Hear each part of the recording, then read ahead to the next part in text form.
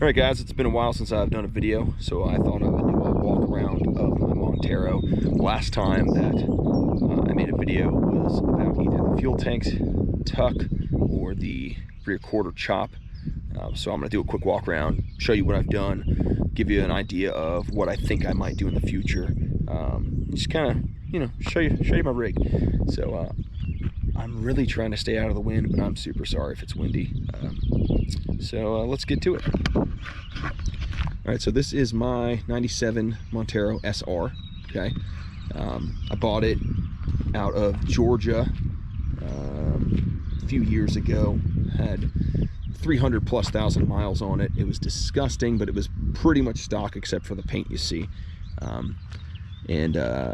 I've done valve seals and some gaskets and things of that nature to, you know, I did a timing chain. I think I did a couple other things just to make it a little more reliable and obviously to kill how much it smokes, because that engine smokes pretty badly, or did smoke pretty badly, I should say. So last you saw, I had done this chop right here. Okay, so now you can tell I did make a rear bumper. Okay, this is a C-channel bumper. I know a lot of people don't like C-channel bumpers. I was trying to make one that would look appealing but still be costly and obviously very rugged. So it's a 5-inch C-channel bumper. I built this little step off here.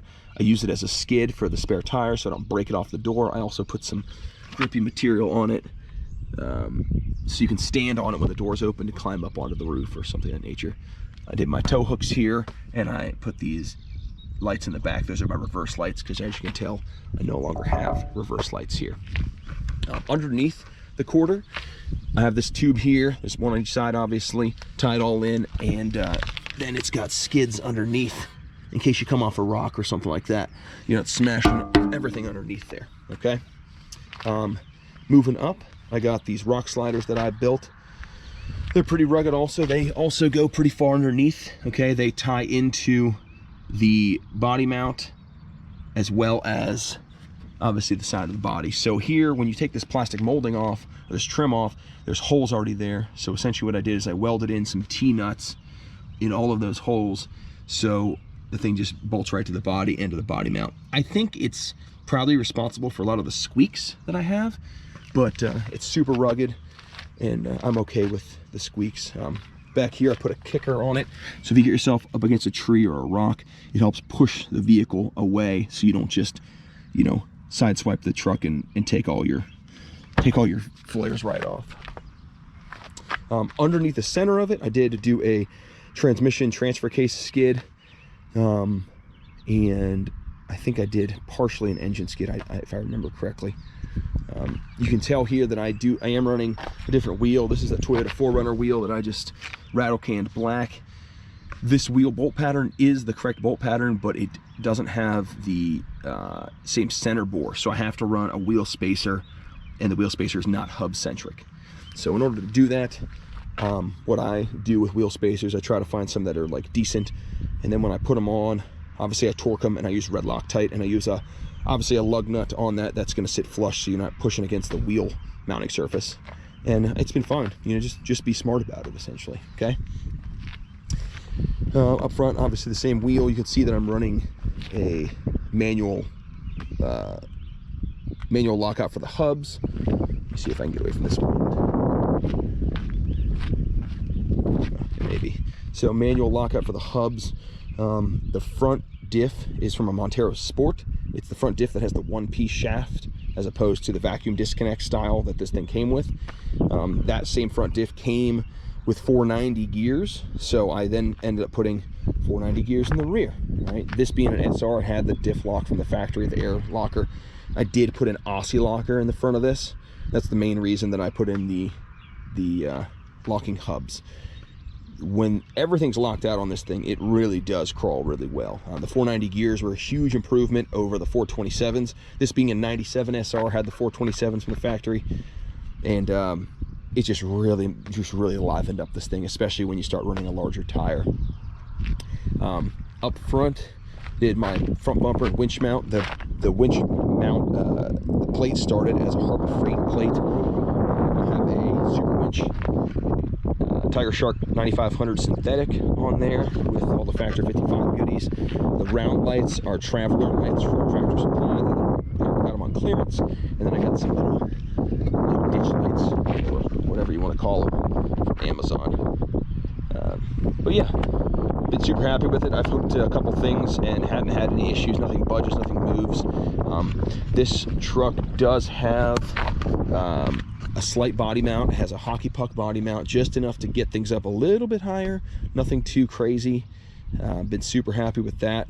I did that body mount lift before pretty much anything else, because obviously with the rear bumper, the slider, and the front bumper, those are all catered to the amount of body lift there is. So if I had a bunch of body lift and had done those, none of this stuff would fit. So those are all catered to that. Up front here, I did build some heavy duty steering. Those are GM 1-ton tie rods, and then there's an offset tie rod up at the front. All right, so I just reamed them out. Just gives it a little more beef. You know, the other stuff, the factory stuff might be fine for 99% of what you do, but I'd rather build some overkill into it. Speaking of overkill, I did buy the Adventure Driven Design Chromoly Idler, but I have not put it in because I had built this little support here at the bottom, try to beef up any kind of play or flex or any kind of potential problems with the Idler. So I'll put that chromoly shaft in eventually. Just haven't done it yet. Normally there's a front aluminum skid underneath here. It's currently off because I was doing some service work on it last time I touched this. I have not driven this thing in quite some time. Got a little Smitty built canopy here. Very rarely use it, unfortunately, but it's nice when you do want to use it. Inside it's a 332,000 mile Montero. Okay, so it's got its wear and tear, it's beat up, you know, it's a high mileage truck. I did, like I said, I had to pressure wash. I don't know if I said that or not. Anyhow, I had to clean the interior like crazy because when I bought this thing, it was absolutely disgusting. I pressure washed the car like 5 times. It was real gross. I ended up putting in some Mercedes-Benz seats that I got from the junkyard. They definitely don't match as far as the gray, but they're full power and they're heated, which I really like. So I did put some switches down here for the heated seats. So me and the wife both have heated seats. Over here on the armrest, little modification I did, I raised it about 1.25 1.5 inches. This is just some hard brake line and then some longer screws. It's just nice because I sit a little tall and I don't like having to lean down, and these things didn't have armrests, so that really helps a lot. Up here I have the Ram X grip that holds the tablet for the GPS. I did put a radio in it and a CB. The CB isn't hooked up yet though. And then here I had to put this switch in because when I got it, the switch was toast. So now kicked AC on, it's full fan, which I'm fine with. And then over here I have my lights for the front, and then cup holder, because the cup holders in these things are obviously not very good. You know, they don't really hold much. So this one here is attached to the ashtray, which I don't use the ashtray. If I needed to, I could pull it out. And then I went to the junkyard and just got a rubber little insert out of some car, threw it in there. It works pretty well.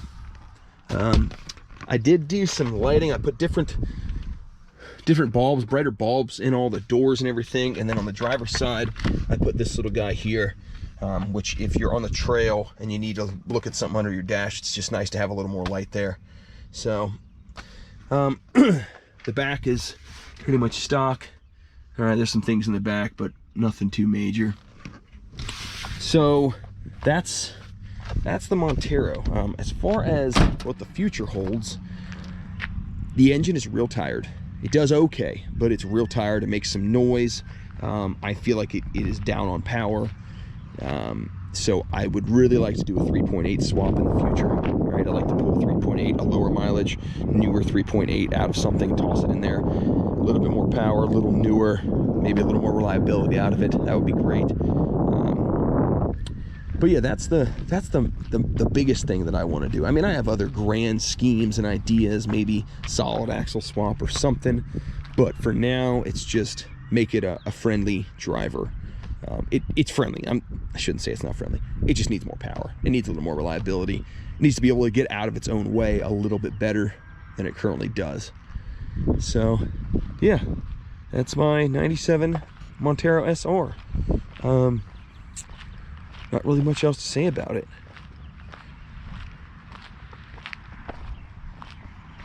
So, hope you enjoyed. Thanks for watching. Next video is not going to be about the Montero. I'm going to start trying to do more videos, and the next one is going to be about another project that I've been working on, and hopefully some wheeling videos too. So, appreciate it. Thanks for watching. Take care.